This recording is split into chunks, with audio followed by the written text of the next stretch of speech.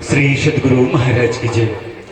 देवी सज्जनों, आज पूज्य बाबा के संबोधन में जो रचना पढ़ने जा रहा हूँ आप सबके सामने, वह आपके ही पड़ोस की पंचायत धरा चकला भुनाई के श्रद्धेय श्री गणेश पासवान जी की रचना है, जो भी व्हाट्सएप के माध्यम से मुझे भेजा गया। प्रयास करता हूँ वाचन करने का, उम्मीद है आप सबको पसंद आए। साले साले सत्यानंद बाबा, साले साले सत्यानंद बाबा नबटोलिया में आवे छे। साले साले सत्यानंद बाबा नबटोलिया में आवे छे। बिंदु नाद के ध्यान बताकर आवागमन के चक्र छोड़ावे छे। आवागमन के चक्र छोड़ावे छे।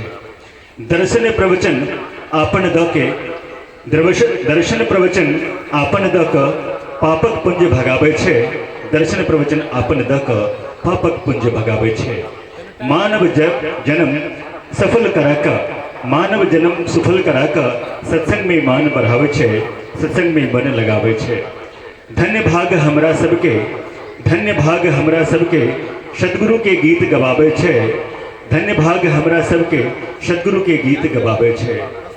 दान धर्म सुकर्म बताकर, दान धर्म सुकर्म बताकर संध्या त्रिकाल सिखावे छे। संध्या त्रिकाल सिखावे छे।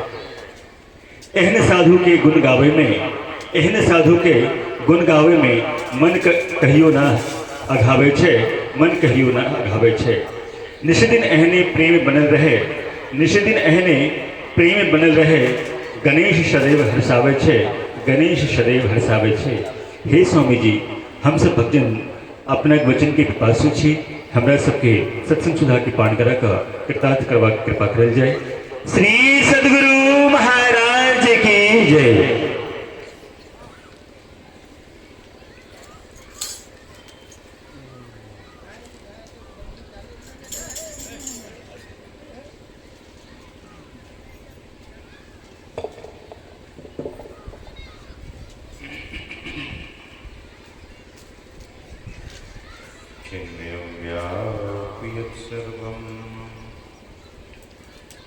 त्रैलोक्यं सचराचरं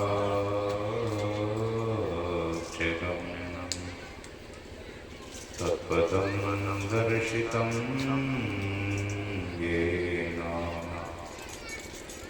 तस्मै श्री गुरुवे नमः। चैतन्यः शाश्वतः शान्तः व्योमातीतः निरञ्जनः बिन्दुनादकलातीतः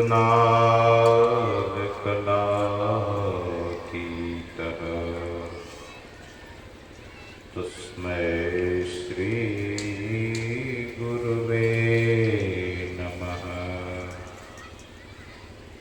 ज्ञानोदधिर्ज्ञानघना सद्गुरु शंकर रूप नमो नमो बहुबारही।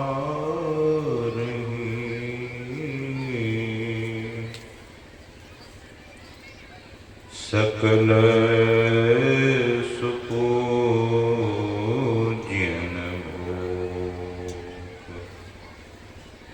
नमो नमो बहुबारही।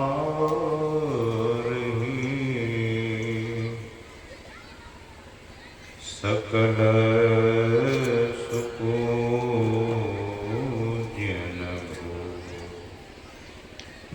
बोलिए श्री सद्गुरु महाराज की।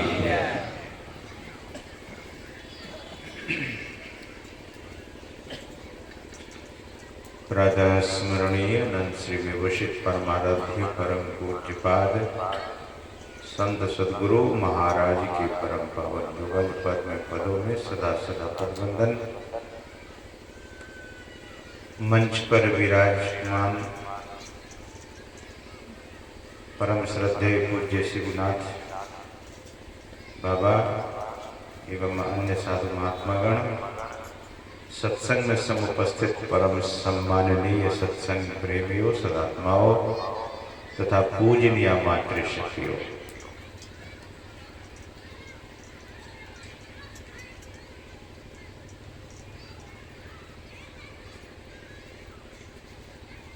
हम आप भगवान श्री राम और माता सबरी के संबंध में, माता सबरी के संवाद को सुन रहे थे।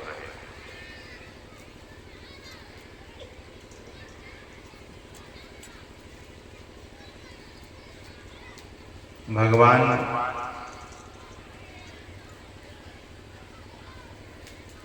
माता सबरी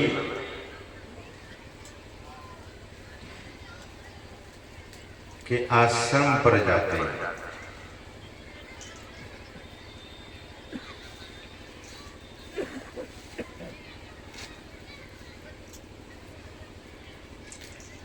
पूर्व जन्म माता सबरी का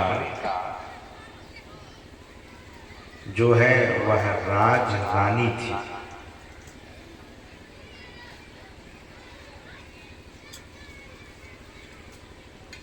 गांव घर में सत्संग होता था तो राजा साहब आदेश ही नहीं देते। राजा साहब को मनाते मनाते एक बार जब सत्संग में गई, सत्संग सुनी, साधु संतों का दर्शन करीब से जाकर करती है, तो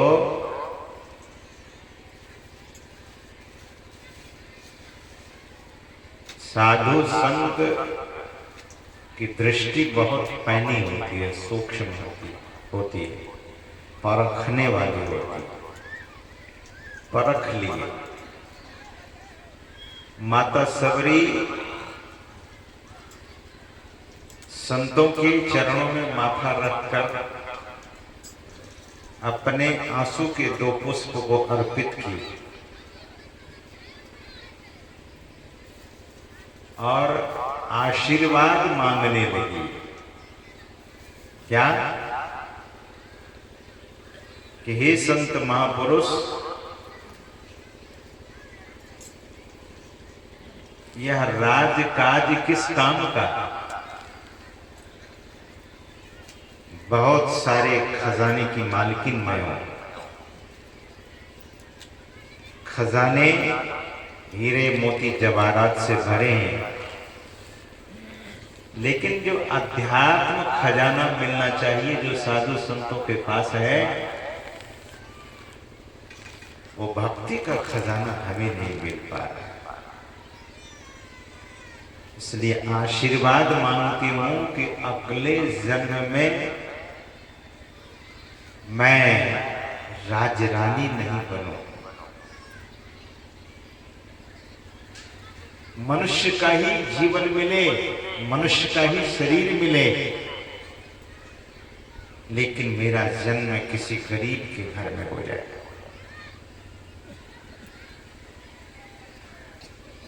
संत लोगों ने मन ही मन आशीर्वाद दिया। उस राजरानी का जब शरीर छूटा तो भील के घर में जन्म लिया,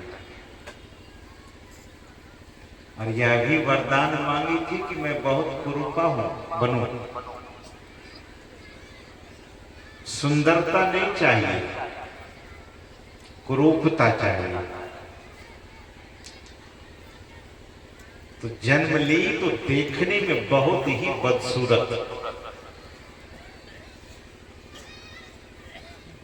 सबर जाति में जन्म ली थी। जब विवाह योग्य हो गई तो विवाह हो गया, और जब विवाह करके लड़का उसे ले जाने लगा तो जंगल पार करना था। लड़का ने सोचा कि इसे देखकर बच्चे भी डर जाएंगे, इसे ले जाऊंगा घर। तो बहाना करता है लड़का कि तुम यहीं रुको, मैं पानी पी करके आता हूं।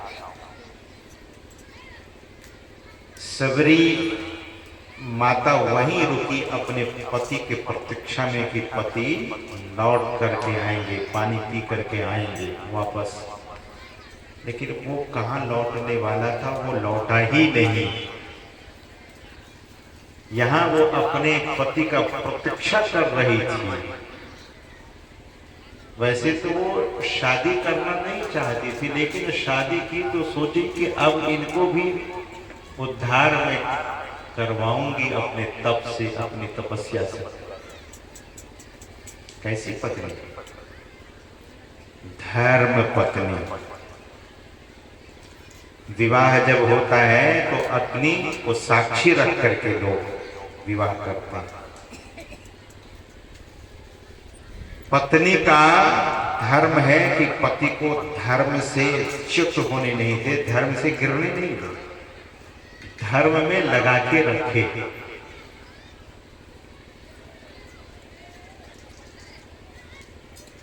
आप देखते हैं कहीं भी चले जाइए, मैं तो विदेशों में भी देखा कि माताओं की ही संख्या सत्संग में ज्यादा होती है।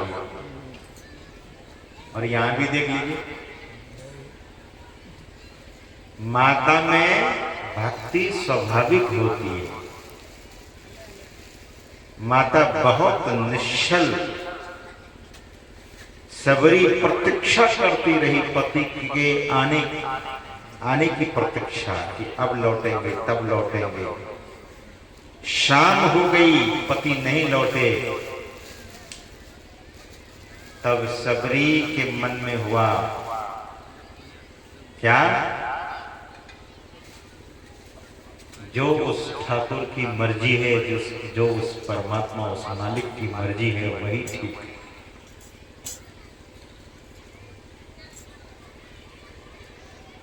जंगल में रहने लगी, फल और कंदमूल खाने लगी। उस समय का जंगल अभी के जंगल जैसा नहीं है, नहीं होता था। अभी के जंगल में फल खोजेंगे तो मिलेगा ही।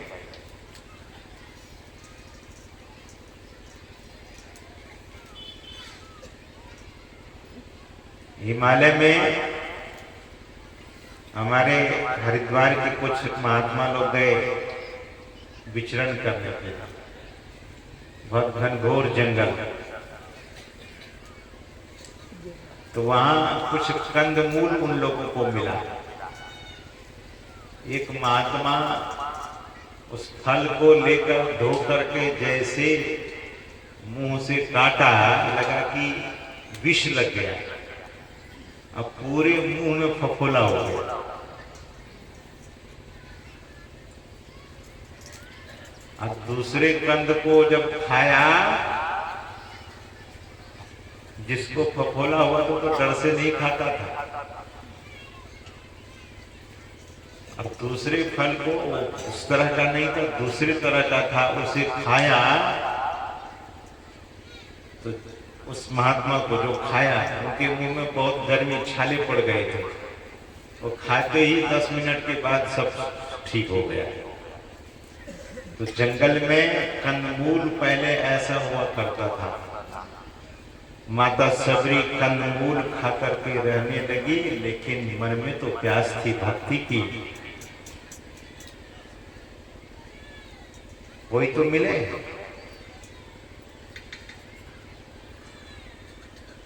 कोई भेटे दीन दयाल डगर बतलावे, जही घर से आया जीव तहां पहुंचा गए। कोई तो मिले।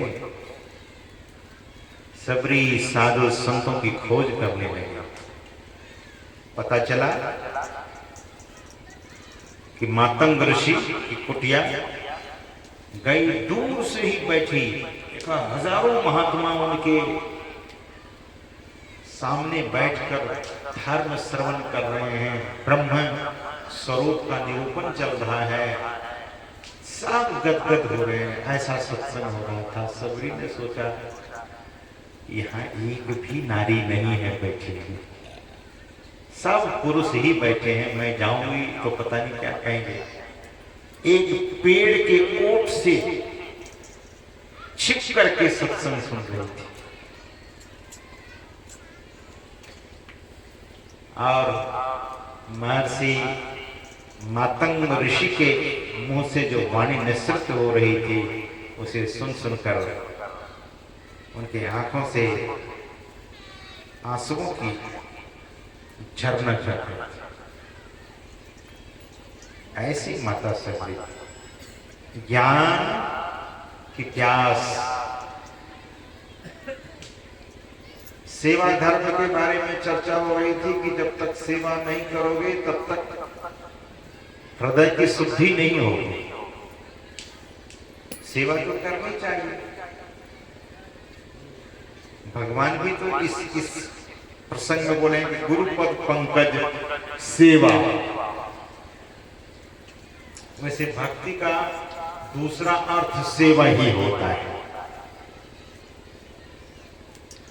भज धातु से बना हुआ शब्द सेवाया। वो बहुरानी कैसी है, वो पुतहू कैसी है जो अपने ही खाती है बढ़िया बढ़िया और सास को भूखे रखती है। ये कौन सी सेवा है? अपनी सेवा चल रही है। सज्जनों, जिस घर में साक्षात देवता जो माता पिता है,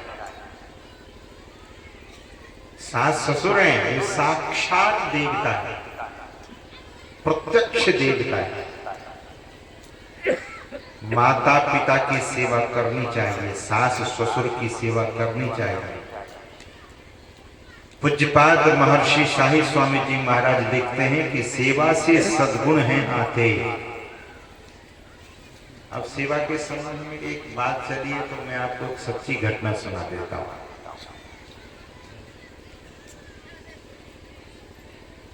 ये हरियाणा की घटना है। हरियाणा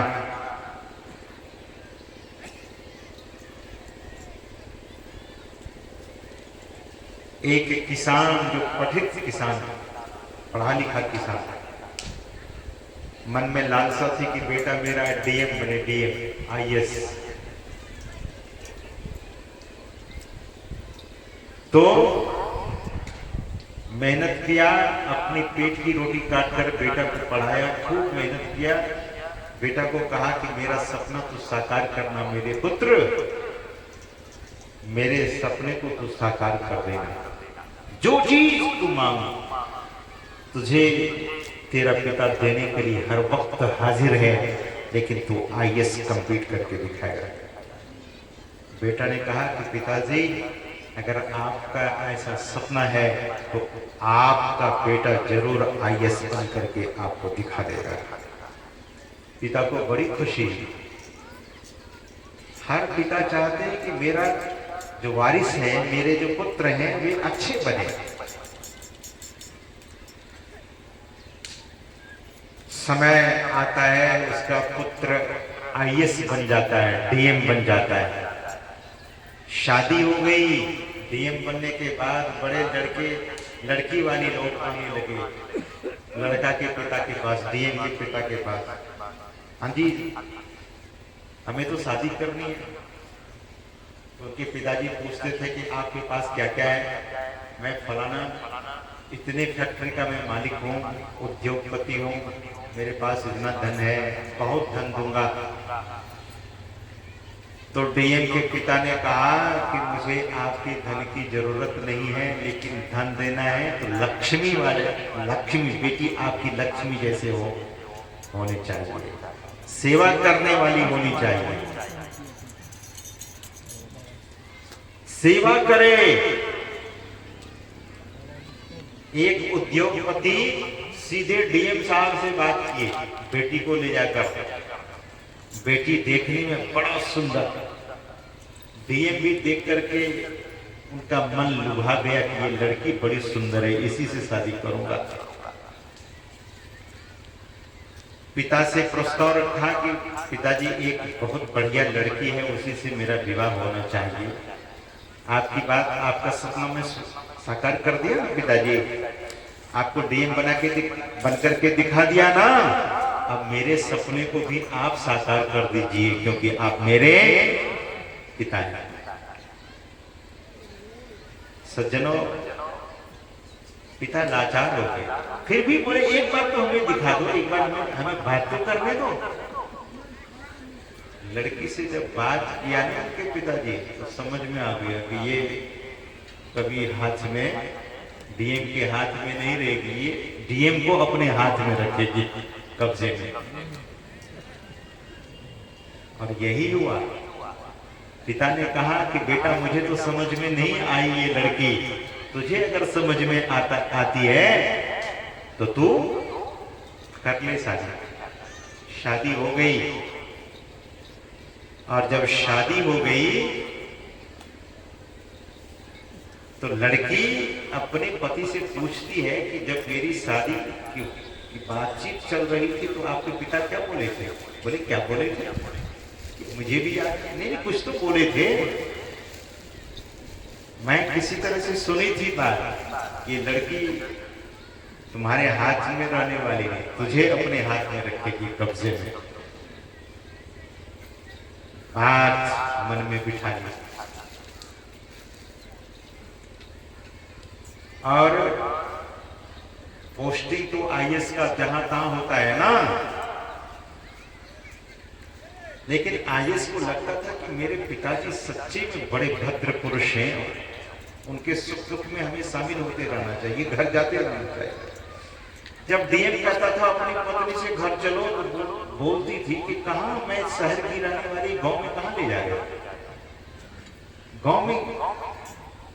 और उस बूढ़े आपके पिता को देख कर करूंगी क्या मैं? अरे देखोगे नहीं, थोड़ी सेवा कर देना। बोले ये मुझसे नहीं होने वाला। I am such a modern girl, educated girl, मैं तो बहुत मॉडर्न हूं ना, आपके पिता की मैं सेवा करने आपसे शादी की हूं। सज्जनों,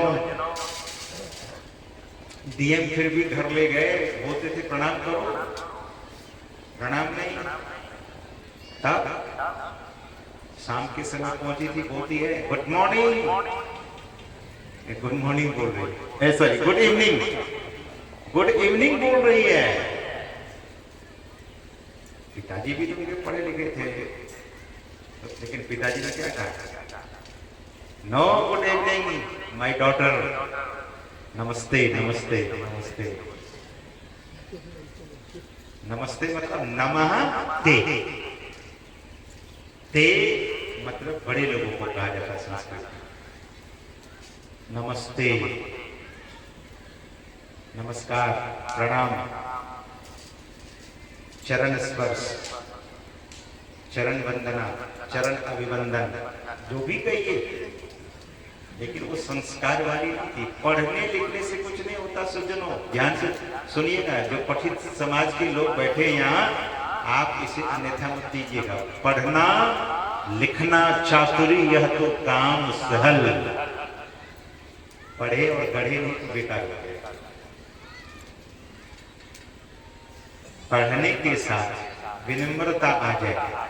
तो लड़की ऐसी उदंड, डीएम ने कहा कि चलो आज बहुत दिनों के बाद आई है, पापा जी को, पिताजी को रोटी बना के खिला। तो बोले नौकर नहीं घर में, क्या रखे आप, हम रोटी बनाएंगे। एक दो बार इसी तरह से कहानी बनते बनते कहानी बिगड़ती गई, और एक दिन वह डीएम की पत्नी ने कहा कि देखिए, अगर आप इस घर में मुझे कभी लाए ना, तो पिताजी को ओल्ड एज होम में रख करके लाइएगा, वृद्धाश्रम में, इनको वृद्धाश्रम में ले जाइए, तब इस घर में मैं आऊंगी। डीएम भी लाचार हो गया, सुनते सुनते, एक ही बात को सुनते सुनते मन में प्रभाव पड़ जाता है ना। एक दिन पिताजी को कहते, पिताजी मेरी पत्नी में आपको बड़ा खटपट होते रहता है, चलिए आपको वृद्धाश्रम में रख देते हैं। पिता की आंखों में आंसू आ गए। अपना ही घर से मुझे बाहर निकाल कर किसी वृद्धा आश्रम, वृद्धाश्रम का मतलब आश्रम, दूसरे तरह का आश्रम होता है। बूढ़ा चिल्लाता रहता है पानी के लिए, भोजन के लिए, वहां तो नौकर लोग हैं, देता हूं भोजन। नौकर को क्या पड़ी, नौकर का वो पिता थोड़ी रहे, ओल्ड एज होम में, वृद्धाश्रम में जो लोगों की दुर्गति होती है, कभी आप हरिद्वार जाइए, देखिए, कहीं वृद्धाश्रम बना है वहां जाकर के देखिए, बेचारे के कपड़े में पाखाना हो जाता है तो वो सड़ता रहता है। डीएम के पिता के आंखों में आंसू आ गए। तब तक तो डीएम को एक पुत्र भी हो गया था, अपने दादाजी की आंखों में आंसू देखा। ये नाटक तो वो बच्चा देख ही रहा था ना। फिर भी पिताजी तैयार हो गए, डीएम के पिताजी तैयार हो गए कि चलो अब चलते हैं। तो छोटा सा पोता सामने आता और पूछा है, दादाजी कहाँ जा रहे हो? बोले तुम्हारे पिताजी मुझे वृद्धाश्रम में भेज रहे। आप अपने पिता से, वह बच्चा पूछता है, उसकी माँ भी वहीं खड़ी थी, पूछता है कि मेरे दादाजी को कहाँ ले जा रहे हैं आप लोग? बोले वृद्धाश्रम में। क्यों? क्योंकि तुम्हारी माँ है ना और दादाजी बनता नहीं है। तो बच्चा ने क्या कहा कि आप लोग जब बूढ़े होंगे ना तो आप दोनों को भी हम वृद्धाश्रम में पहुंचा देंगे। श्री सदगुरु महाराज की जय। आप दोनों जब बूढ़े होंगे तो आप दोनों को भी वृद्धाश्रम में पहुंचा देंगे। डीएम की आंखें खुल गई, बेटा को गोद में उठा लिया और बोले, बेटा, एक छोटा सा मेरा बेटा मेरे जीवन में एक सीख दी है। अब मेरे पिताजी वृद्धाश्रम में नहीं, अपने ही घर में रहेंगे, अपने घर में रहेंगे। तो पढ़ाई किस काम का? इसलिए सेवा बहुत जरूरी है। सेवा करेंगे। जो घर के प्रत्यक्ष देवता हैं, माता पिता, सास ससुर, उनको अपमानित मत कीजिए।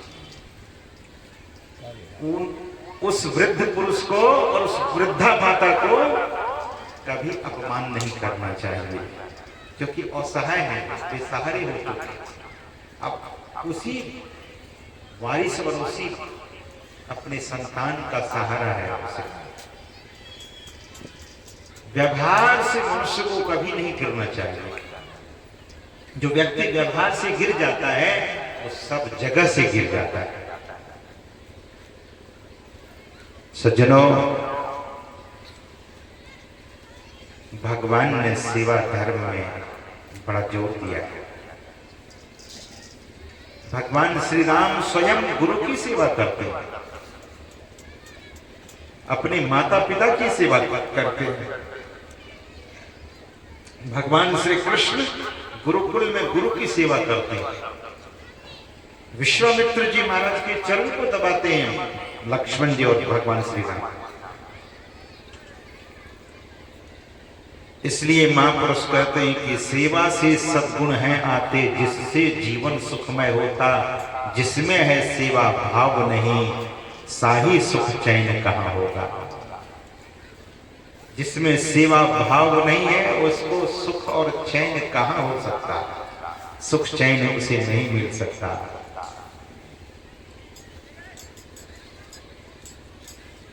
तो सबरी माता महर्षि मतंग महाराज के सत्संग को जब सुनी सेवा धर्म, तो ललायित हो उठी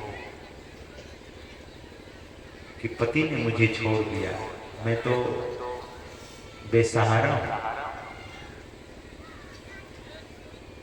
जीवन में मैं हार न जाऊं, जीवन से हार न जाऊं। सुना है कि सदगुरु का सहारा जिनको मिल जाता है, फिर उनका जीवन तो इस संसार में चमकने लगता है। मेरा कोई न सहारा बिन तेरे, गुरुदेव संवरिया मेरे। गीतानंद जी महाराज कहते हैं कि सद्गुरु जीवन का सहारा बन जाए। सोचती है कि मैं तो नारी हूं और सबर जाति की हूं, मतंग ऋषि तो ब्राह्मण है, कैसे सेवा करूं? ठीक है, एक दिन हिम्मत करके चली गई सेवा करने के लिए, झाड़ू लगा रही थी कि इतने में कुछ साधु ब्रह्मचारियों ने देखा, बोले अरे अरे ये कौन, तू कौन है? कैसे झाड़ू को छोड़ी, ऐसे झाड़ू लगाने लगी। किससे पूछी तुम? यहाँ महिलाओं का प्रवेश वर्जित है। क्यों? जो महात्मा बोल रहे थे वो किसी माता के गर्भ से ही तो आए थे ना, कि अलग से आए। माताओं से घृणा नहीं, मातृशक्ति। ध्यान से सुनिएगा, पुरुष शक्ति, पुरुष को शक्ति नहीं कहा गया, लेकिन माता को शक्ति कहा गया, मातृशक्ति। तो माता के गर्भ से ही सब लोग आते हैं। डांट डपट करके भगा दिया। अब सबरी माता क्या करती है? जंगल से सूखी लकड़ी चुनकर गट्ठर बनाकर आश्रम में सुसज्जित करके रख देती है। रात के 12-1 बजे घनघोर जंगल से लकड़ी चुनकर ले आती है, आश्रम में झाड़ू लगा देती है, बर्तनों को साफ कर देती है। सवेरे जब ये ब्रह्मचारी साधु जगते थे, अरे आज तो आश्रम चकाचक कर रहा है, बर्तन भी चकाचक कर रहा है, लकड़ी की गट्ठर सब बिल्कुल सजा हुआ है। आखिर ऐसा कौन करते हैं? महर्षि मतंग तो जानते थे, मतंग ऋषि जानते थे, वे तो पहुंचे हुए पुरुष थे, लेकिन कुछ बोलते नहीं थे। एक दिन रात में जगकर सबरी को पकड़ लिया साधु महात्माओं ने, और मतंग ऋषि के समक्ष पेश किया कि महाराज यही महिला है जो रात में ऐसी हरकत करती है। मतंग ऋषि ने खूब डांट लगाई महात्मा को, अरे ये हरकत है, सेवा हरकत है, सेवा कोई बदमाशी है।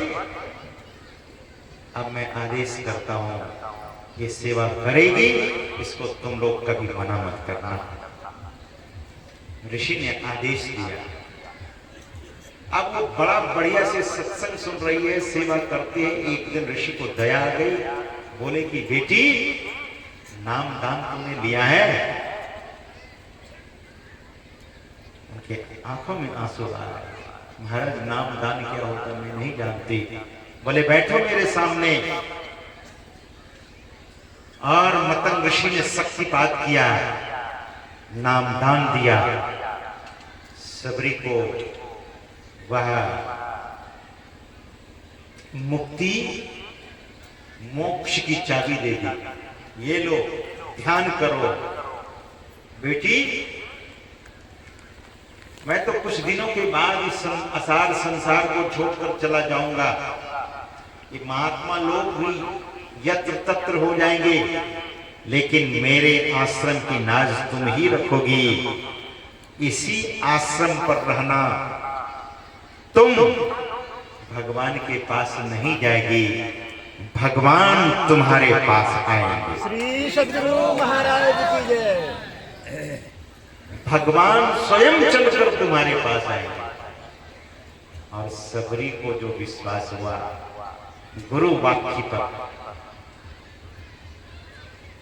सद्गुरु की वाणी पर श्रद्धा और विश्वास,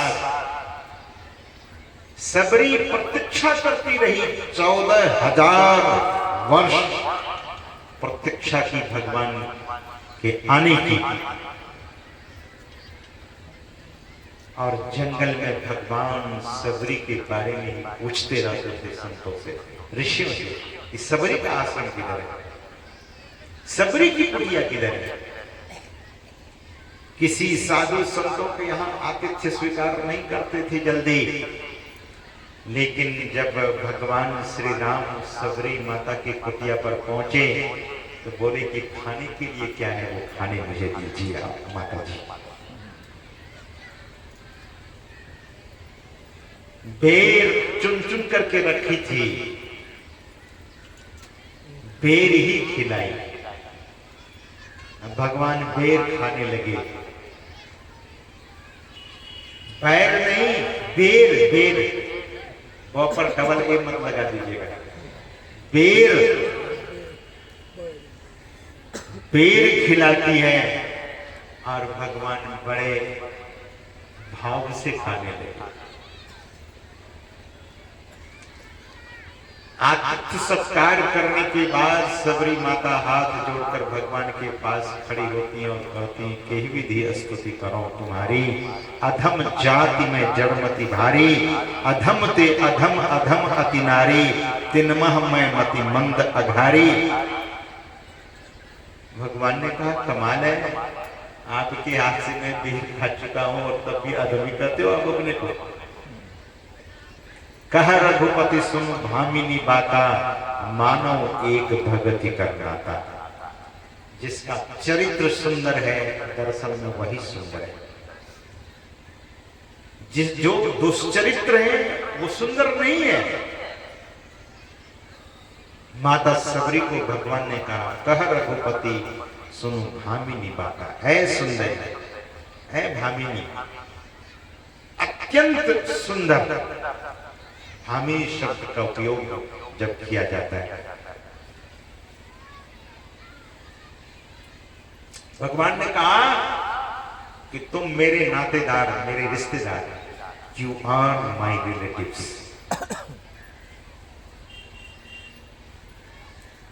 आप मेरे रिश्तेदार हैं। भगवान कहते हैं इस दुनिया में मेरे रिश्तेदार कौन है? जो भक्ति करते हैं वही मेरे रिश्तेदार हैं। That person, whosoever, ladies or gents, are my relative, my own relative. मेरे अपने रिश्तेदार हैं, मेरे कुटुंबी हैं, संबंधी हैं। भगवान ने तो कह दिया है कि जो भक्ति करेंगे वे मेरे होंगे, मैं उनका होऊंगा। सज्जनों, भगवान कहते हैं कि भगतिहीन नर सोहई कैसा, बिनु जल बारिश देखिए जैसा। बिना पानी का जो बादल है वो वैसे, भक्तिहीन व्यक्ति वैसे ही है। निरर्थक जीवन है, अर्थहीन जीवन है, meaningless life, not meaningful life. That person who has doing the devotion of the God or Sadguru, he is the real devotee and his life is the meaningful life.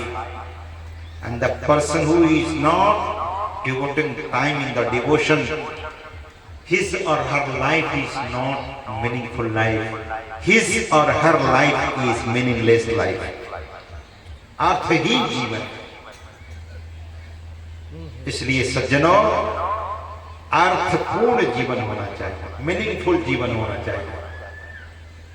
भगवान ने कहा कि भक्ति, और भगवान कहते हैं कि भक्ति जो करेंगे वे मेरे प्रिय हो जाएंगे। He or she will be the dear to me. भगवान ऐसा कहते हैं। और तब भगवान ने क्या कहा? नवधा भगति कहो तो ही पाही, सावधान सुनो धरो मन माही। नवधा भक्ति कहने जा रहा हूं, ध्यान से सुनिएगा सज्जनों। एक बार प्रेम से बोलिए श्री सद्गुरु। कभी कभी लोग घर देखने लगते हैं, इसीलिए मैं भी, अरे मेरे तरफ देखिए ना, अब तो थोड़ी ही देर, मैं भी जल्दी में हूँ, हमें भी जाना है और बाबा को भी जाना है। गाड़ी दोनों लोगों की लगी हुई है। तो सज्जनों, थोड़ी देर ध्यान से सुन लीजिए। भगवान कहते हैं सावधान सुनो धरो मन माही। सावधानी से सुनिए, ध्यान देकर सुनिए। Let us listen very consciously, ध्यान से और एकाग्र होकर सुनिए। और समग्रता से सुनिए, समग्र होकर सुनिए, एकाग्र होकर सुनिए। भगवान कहते हैं सावधान सुन धरो मन माही। अरे महाराज ये तो पाठ होते रहता, सुने? पाठ नहीं, सुनिए, इसे सुनिए सावधानी के साथ। क्या है सावधानी? सज्जनों, मैंने सुना है कि विवाह के समय भी सावधान करते हैं पंडित लोग। इसमें जितने विवाहित लोग हैं, आप लोग सुने हैं कि नहीं? जैसे चुटकी में सिंदूर उठाते हैं ना, उस समय सुनते हैं कि वो जो पंडा होता है, पंडित होते हैं, चुटकी में सिंदूर लिया और जैसे भी लगाना चाहे, सावधान। मैं भी एक जगह सुना तो मुझे लगा कि लड़का उठेगा और भागेगा। ऐसा तो नहीं करते। देख लो, ये अंतिम रस्म है, ये सबसे जबरदस्त रस्म है, ये जबरदस्त विधि है। एक बार सिंदूर लगा दिया तब तो हो गया, तब ये नहीं कहना कि हमारी नहीं है। सबके सामने तो सुना है, सुनते भी हैं कि विवाह के समय सिंदूर लगाना चाहता है लड़का तो कहते हैं सावधान। एक बार नहीं, 3 बार कि बढ़िया से सावधान हो जाइए। नारी मातृशक्ति आपके जीवन में आ रही है, नारी का सम्मान कीजिए, नारी का अपमान मत कीजिए। कभी कभी हम सुनते हैं कि पति पत्नी को गाय भैंस की तरह दंगा देते हैं। आजकल तो थोड़ा कानून ऐसा हो गया है, पति लोग भी डरते हैं, लेकिन फिर भी गांव देहात में मौका लाठी उठाया और उठा के दे दिया। अरे वो लाठी नहीं, नारी बहुत सम्माननीय है क्योंकि शक्ति स्वरूप है। उनको समझाइए, प्रेम से बोलिए। और जिस घर में नारी को पीटा जाता है उस घर में दरिद्रता पहले ही आ जाती है, दरिद्रता आती है। इसलिए नारी को नहीं मारिए। कभी कभी पुरुष लोग बोलते हैं, जब सत्संग समाप्त होता है, आते मेरे पास, बोले कान में बात करें, हम करिए। बोले ये बात जो बोले तो नारी लोगों का मन तो बहक नहीं जाएगा। ये बहकाने की बात थोड़ी है, ये बहकाने की बात नहीं है। नारी को सम्मान करेंगे तो नारी देवता की तरह सेवा करेगी। नारी में तो ऐसे ही भक्ति भगवान ने भर दी है। सज्जनों, इसलिए नारी पर कभी हाथ नहीं उठाया जाए। वाणी से कुछ भी हो सकता है, वाणी से समझ सकते हैं। और आजकल के जो साइकोलॉजिस्ट लोग हैं वो कहते हैं कि you must have the mutual understanding. आपस में दोनों समझदारी रखिए ना। अगर एक टायर पंचर हो जाए तो गाड़ी चलेगी तो चलेगी कैसे? टायर एक पंचर हो जाए तो मतलब एक टायर इतना गर्म हो गया, इतना गर्म हो गया, ब्रस्ट हो गया। अब तो फिर उसका कुछ रेमेडी होना चाहिए ना। क्यों फटा के टायर फटा, उसको देखना पड़ेगा ना, रेमेडी होना चाहिए। अब क्या करेंगे? टायर फटा तो ऊपर से टायर पर डंडा पटकाएंगे क्या? टायर फिर क्या बढ़िया हो जाएगा? तो जीवन है, वृत्तियां उठती है, लहर उठती है, फिर समाप्त हो जाएगी। इसलिए परिवार में मधुरता, वाणी को कर्कश मत बनाइए, मधुरता, मीठी वाणी बोलिए। अगला कुछ बोलता है, अगली कुछ बोलती है, नारी बोलती है, पुरुष बोलता है, तो सुन लीजिए और समझिए। और कहा सुनी एक तरफ से हो गई, दूसरे तरफ से भी हो गई, और इतने कहना इतना सुनना कि बोले कि हम छोड़ दिए आपको, वो भी बोले मैं भी आपको छोड़ दी। छोड़ा छोड़ी तक की बात हो जाती है। और यहाँ तक बात बढ़ती, कभी कभी कोर्ट तक बात चली जाती, बोले लो अब तलाक। तो ये सब बातें नहीं होनी चाहिए, क्योंकि हम आप सब समझदार पठित समाज, सभ्य समाज हैं, बहुत समझदार हैं, इसीलिए यह सब नहीं होना चाहिए। तो मैं निवेदन कर रहा था कि सबरी माता को उनके गुरुदेव ने कहा कि तू यही रहना, यहीं पर प्रभु को आना पड़ेगा। और गुरु वाक्य में श्रद्धा की, गुरु की वाणी में श्रद्धा की, भगवान को वहां जाना पड़ा और भगवान फिर उपदेश देते हैं। और मैं कह रहा था कि सावधान, जीवन में सावधानी हर जगह। सड़क पर चलते हैं तो वहां भी सावधानी, यात्रा करते हैं तो वहां भी सावधानी, ट्रेन में ही चलते हैं तो सावधानी, अब प्लेन में चलेंगे तो और सावधानी, क्योंकि ऊपर में जा रहा होता है। तो पहली बार जब मैं मॉरिशस जा रहा था 1998 ईस्वी में, पहली बार मैं प्लेन में चढ़ा। प्लेन को देखा तो था आसमान में उड़ते हुए, लेकिन चढ़ा नहीं था। प्लेन में जाकर जब बैठा तो एयर होस्टेस ने कहा कि आए hello Swami ji, seat belt बांध लीजिए। तो मुझे पता नहीं था कि सीट बेल्ट क्या होता है। अब वो सीट बेल्ट हमसे बंधे नहीं, तो बगल के लोगों ने मदद किया कि ऐसे बांधा जाता, तो बांध लिया। मैंने सोचा कि कोई आंधी तो नहीं आएगी जो सीट से बांध दिया कि हम उड़ जाएंगे हवाई जहाज के बाहर, ऐसा तो नहीं होगा। कितनी सावधानी है, प्लेन क्रैश करेगा तो सावधानी। जैसे ही प्लेन थोड़ा सा डगमगाता है और जब बादल आता है तो बहुत जर्किंग होती है, कैसे जैसे गाड़ी उबड़ खाबड़ में चलती, वैसे प्लेन भी बादलों में जाने के बाद ऐसे उबड़ खाबड़ की तरफ। उस समय सीट बेल्ट बांधने का संकेत हो जाता है। तो सज्जनों, ट्रेन में ऑक्सीजन लेकर के हम लोग नहीं चलते हैं, लेकिन प्लेन में हर सीट के ऊपर में ऑक्सीजन का वो मशीन लगी हुई है।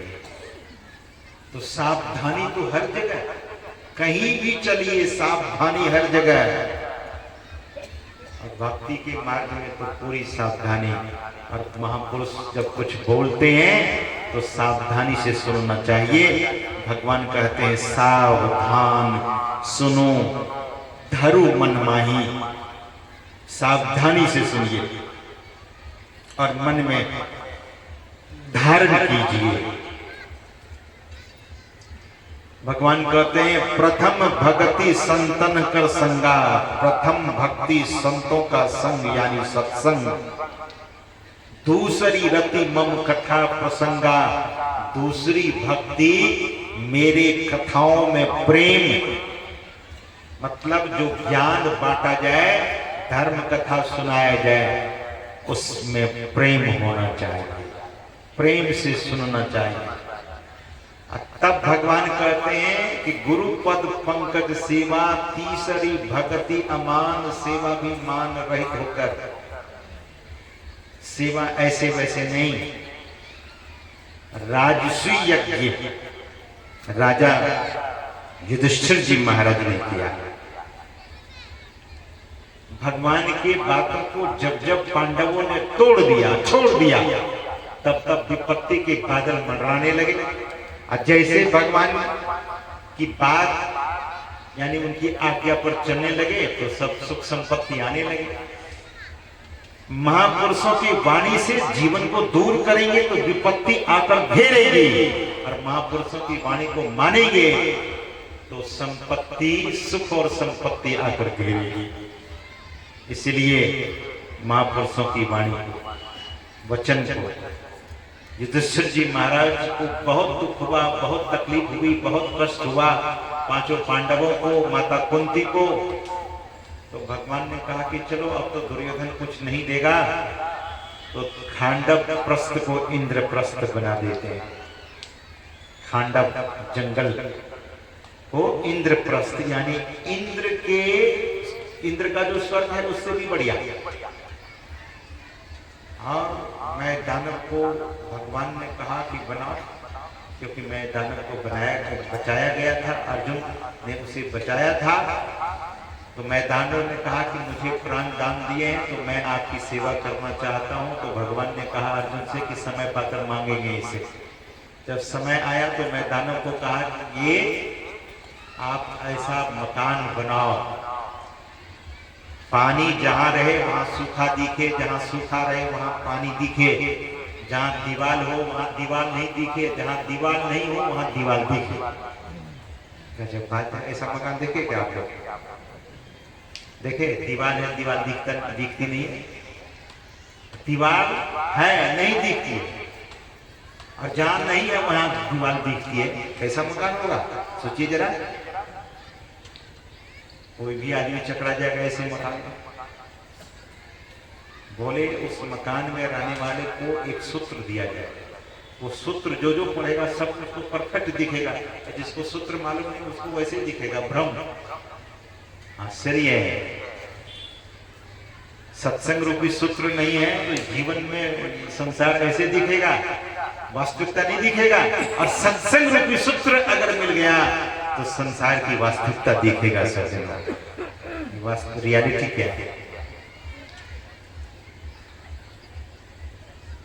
तो सुंदर मकान बना, इंद्रप्रस्थ की रचना हो गई, बनकर तैयार हो गया। तो सज्जनों, घर का उद्घाटन तो होना चाहिए ना। घर के उद्घाटन के लिए राजसी यज्ञ किया गया, बड़े बड़े महात्माओं को निमंत्रण दिया गया,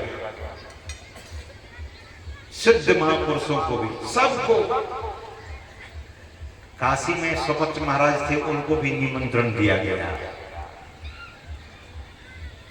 लेकिन सज्जनों, सब महात्मा गए और स्वपच जी महाराज नहीं पहुंच सके, क्योंकि उन्होंने देखा कि भगवान का कुछ संकेत है, और जब तक हम नहीं जाएंगे तो घंटा बजने वाला नहीं यज्ञ में। तो यज्ञ में तो सेवा का भार सबको दिया जाता है ना। तो भगवान श्री कृष्ण सबको सेवा बांट दिए, सबको सेवा दिया, सबको। कौरवों को भी बुलाकर सेवा दिया। कौरव में जो धृतराष्ट्र के पुत्र दुर्योधन था, उनको क्या दिया? बोले कि दुर्योधन को खजाना सौंपते हैं, खजाना में से सब साधु संतों को बांटेंगे। भीम को बड़ा गुस्सा आया, बोले कि प्रभु ऐसा काम दिए इस दुर्योधन को कि खजाना ही नील कर देगा, तो हम लोगों के पास बचेगा तो बचेगा क्या? ये खजाना बांटने दे दिए।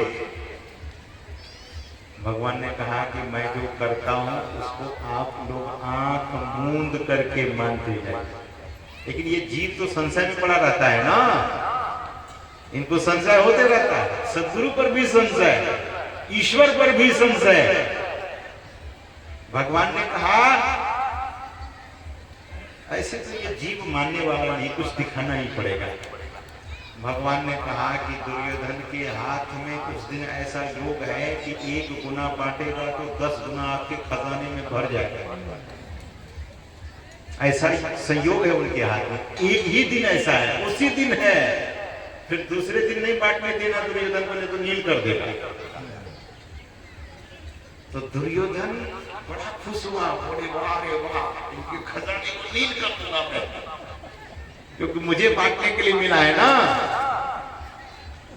दुर्योधन पूरा, महात्मा लोग खाते गए, निकलते गए। इधर दुर्योधन दोनों हाथों से दक्षिणा बांट रहे। उलट के देखते खजाना तो भरा का भरा है, खाली नहीं हो रहा। ये क्या बात है? ये छलिया कृष्ण का ही कोई कमाल है। इतना बांटता हूं, खजाना खाली नहीं होता है। सज्जनों, इसलिए ईश्वर की कृति पर कभी संशय न करें, ईश्वर की वाणी पर कभी संशय नहीं करें। गीता पर कोई संशय करेगी? कैसी बड़ी भूल की बात होगी। रामायण पर कोई संशय करे, संतों की वाणी पर कोई संशय करे, ये ठीक बात नहीं। सबको सब सेवा दी है। और भगवान ने कहा कि युधिष्ठिर जी महाराज, मैं भी तो सेवा करूंगा इस यज्ञ में। तो युधिष्ठिर जी महाराज ने पूछा कि प्रभु आप क्या सेवा करेंगे? आप बस आदेश करते जाइए, हम लोग करते जाएंगे। बोले नहीं नहीं, मैं सेवा करूंगा। जो साधु संत इस यज्ञ में पधारेंगे उनका आव भगत मैं करूंगा, उनके चरण को मैं पखारूंगा और उन्हें ले जाकर आदर से बिठाऊंगा, यह काम मैं करूंगा। बोले प्रभु ये तो कमाल कर दिया आपने, सब संतों का चरण आप धोएंगे? जो त्रिलोकपति है, जगत के मालिक हैं, सृजन करता है, जगत के नियंता हैं, जगत के पालनहार हैं, उन्होंने क्या कहा? मैं आए हुए सभी साधु संतों के चरणों को पखारूंगा। युधिष्ठिर जी महाराज ने कहा कि ठीक है महाराज, अब तो आप सेवा बोलते हैं, हम यही करेंगे, तो हम क्या बोल सकते हैं?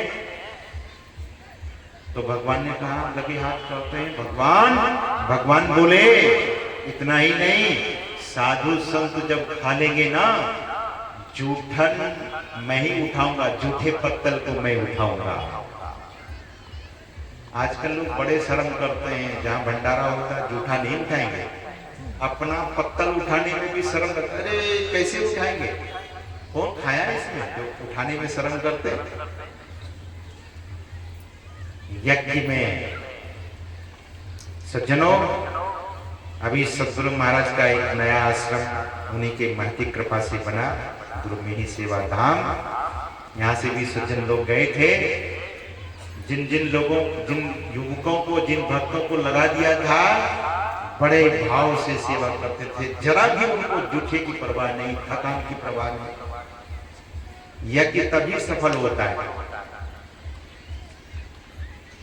भगवान श्री कृष्ण ऐसा आचरण करके हम लोगों को दिखाते हैं कि हम लोग भी ऐसा कुछ जीवन में करें, जो जीवन हम आपका सौंदर्य से भर जाए, हम आपका जीवन समृद्ध हो जाए, हम आपका जीवन सुखमय हो जाए। यही ईश्वर की बातों को जो मानते हैं, संतों की बातों को जो मानते हैं, उनका जीवन सुखी होता है। इसलिए भगवान ने कहा कि गुरुपद पंकज सेवा तीसरी भगति अमान। सेवा धर्म जो है वो मान पूर्वक नहीं, मान रहित होकर सेवा, मान सहित नहीं, मान रहित। तब भगवान चौथी भक्ति की चर्चा करते हैं। चौथी भगति मम गुण गना करई कपट तजिगा। 4:45 मतलब 4:40 होने वाला है और आज जो है अंतिम बेले का सत्संग है, तो मैं संक्षेप में चौथी भक्ति, भगवान ने कहा कि चौथी भक्ति मम गुण गना, क्या? मेरे गुणों को गान करे, यानी प्रार्थना करे, स्तुति करे और कपट छोड़ करके करे। यही भगवान कहते हैं, करई कपट तजिगा, कपट का त्याग कर। मंत्र जाप मम दृढ़ विश्वासा, पंचम भजन सुवेद प्रकाशा। यहां तक सगुण साकार की भक्ति है और इसके बाद निर्गुण निराकार की भक्ति की शुरुआत है। छठदम शील विरति बहुकर्मा, निरत निरंतर सज्जन धर्मा, सातम सम मोहिमय जग देखा, मोते संत अधिक करी लेखा, आठम यथा लाभ संतोषा, सपनहु नहीं देखई परदोषा, नवम सरल सन सब छल हीना, मम भरोस ये हरख न दीना, नवमः एको जिनके होई, नारी पुरुष चराचर कोई, सो अतिशय प्रिय भामिनी मोरे, सकल प्रकार भगति दृढ़ तोरे। भगवान ने प्रमाण पत्र दे दिया, सर्टिफाइड कर दिया कि आपकी भक्ति सभी प्रकार से दृढ़ है, सज्जनों, ये 9 प्रकार की भक्ति संत मत में बतलाई जाती है। हम आपको भी 9 प्रकार की भक्ति प्राप्त हो सकती है। गुरु के वचन पर श्रद्धा और विश्वास रखकर अपने जीवन को धन्य और सफल करें। मनुष्य जीवन को धन्य सफल करने के लिए सत्संग की बड़ी आवश्यकता है और सत्संग में ध्यान इत्यादि की विधि सीखकर जो ध्यान सत्संग प्रतिदिन करते हैं उन्हीं का जीवन सार्थक और सफल होगा। सज्जनों, यह जो यज्ञ यहाँ हुआ है, दरअसल में इस कार्यक्रम को मैं भूल ही गया था। जो मैं उद्घाटन में लगा था तो भूल ही गया था। हमारे प्रिय सेवक कुमार सानू ने कहा कि स्वामी जी प्रोग्राम है पिपरा मोहनिया में। नीरज बाबू एन मौके पर फोन किए, बोले स्वामी जी महाराज कब पधार रहे हैं। वे तो बहुत व्यस्त थे, चुनाव लेकर के इलेक्शन में बहुत व्यस्त थे, फिर भी उसने फोन करके हमें पूछा कि कब आ रहे हैं। तो मैंने कहा कि नीरज बाबू हमारी गाड़ी खराब हो गई है, आप गाड़ी भेजेंगे तभी मैं आऊँगा। तो यहाँ से गाड़ी भेजी गई और आपके बीच में हम उपस्थित हुए। इस कार्यक्रम में बहुत सारे लोग सहयोग किए हैं, बहुत अपना तन मन धन देकर इस कार्यक्रम को सफल किए हैं। दरअसल में इस पुण्य का अंदाजा ब्रह्मा जी को भी नहीं लगता कि सत्संग का पुण्य इतना महत्व है, इतना बड़ा है। सज्जनों, आप तमाम लोग जो श्रोतागण यहाँ आए हैं, प्रबुद्ध जन आए हैं, सज्जन जन पधारे हैं और जननी जन मातृजन जो पधारे हैं, आप लोग भी बड़े ही धन्यवाद के पात्र हैं। क्योंकि महापुरुषों ने कहा कि यज्ञ में मन से भी कोई सहयोग कर देते हैं। आप तो मन से ही नहीं, तन से भी यहाँ रहकर पूज्यपाद महर्षि साई स्वामी जी महाराज कहा करते थे, वैसे तो काम आपने अपना बनाया है, लेकिन यज्ञकर्ताओं को अपनी उपस्थिति देकर उनके मनोबल को बढ़ाया है। तो आप लोगों ने बड़ा यह धन्य कृत्य करके अपना जीवन भी धन्य किया है और आयोजनकर्ताओं को का भी मनोबल को ऊंचा किया है।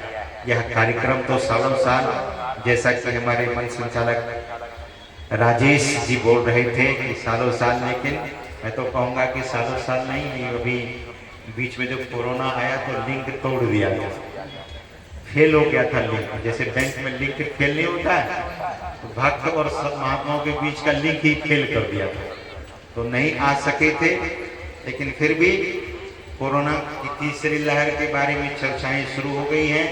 लेकिन मैं जाते जाते अपील करता हूं कि घबराइएगा नहीं। अगर हम सबों को रहना होगा तो कोई माई का लाल नहीं कि धरती पर से उठा दे, और जाना होगा तो कोई रोक नहीं सकता।